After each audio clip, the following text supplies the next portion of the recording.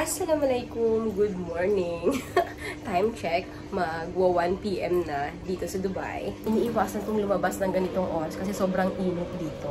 Pero dahil gusto kong magluto ng pinakbet, dahil nung nakaraang araw pa ako natatakam, and meron na akong nabiling gulay na pang pakbet, mixed veggies. Pero hindi naman ako nakabili ng isda at gusto ko ding magprito ng galunggong. Yan, ang pangpakbet.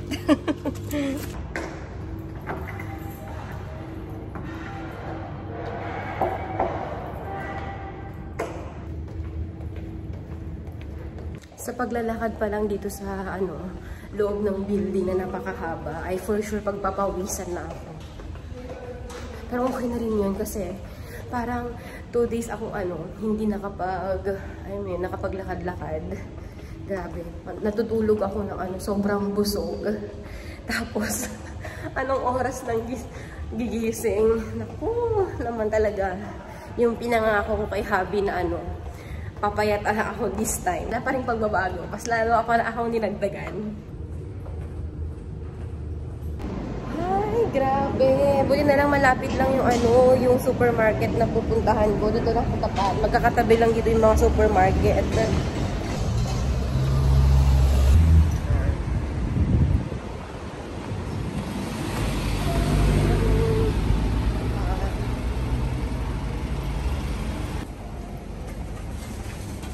Ay, may nakita ako. Na-miss ko to.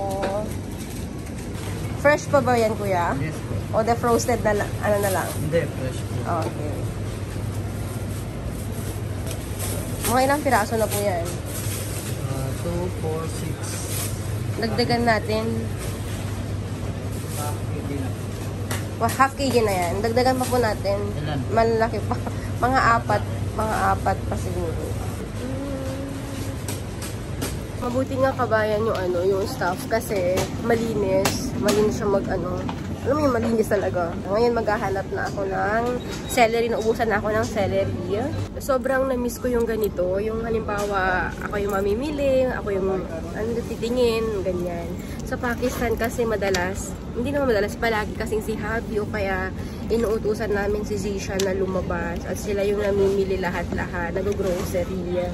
I mean, bumibili pala ng mga gulay-gulay, ng mga prutas, ganyan. Eh dito, feel ko naman talaga. Tapos ang dami ko pang namimit na mga kabayan natin, di ba? Nakakamiss din minsan yung mga ganitong moment. Wait lang, wala akong mahanap na maayos na celery.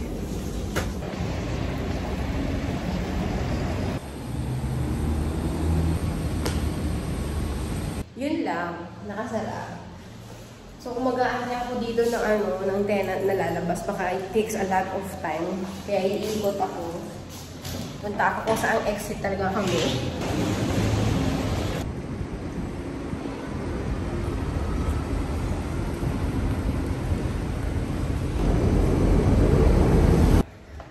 Sobrang namimiss ko ang may sasakyan. Pero, yun nga. Mahirap naman na kasi bakasyon lang din naman. Hindi naman tayo magpo-for good na dito. Kasi ang tagal ko din nag-drive nung andito ako sa Dubai, nung kami magkasama pa ni hubby, bago pa kami mag-for good sa Pakistan. I have a license pero expired na siya. Pero madali lang naman siyang i-renew. Mura lang din. Sasakyan na lang. Mahirap naman mag-rent a car. Kasi alam niyo na, kaskasera tayo. Tapos wala tayong backup. Wala si hubby na siyang magbabayad kung may penalty, di ba? So, back. Ating mga pinamili. Sa ganitong oras wala nagluluto. Ayan, dahil pa namin kamatis. Magmamadali na ako nito na magluluto. Kasi anong oras na rin? Magutom na. Gagawa muna ako ng aking celery juice.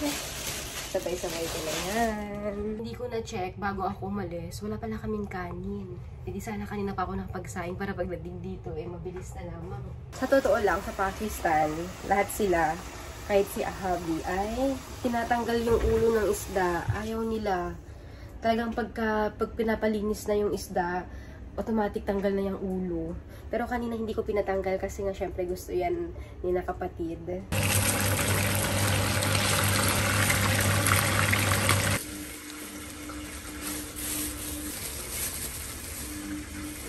Tapos ito pa, diba? Talagang mga galing bakasyon lang sa Pinas eh. Diba, mga ganyan. Flat tops. Akala mo wala dito, pero meron yan. Ano pa to? Dates na to. Parang dito na to galing. Nahalo-halo na ata. At syempre, hindi ito mawawala bagoong. Kasi Ilocanong pakbet ang lulutuin natin.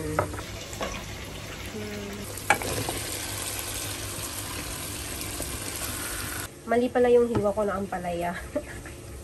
Pang ano to eh, yung maitlog. Ganito pala dapat, pahaba. O, diba?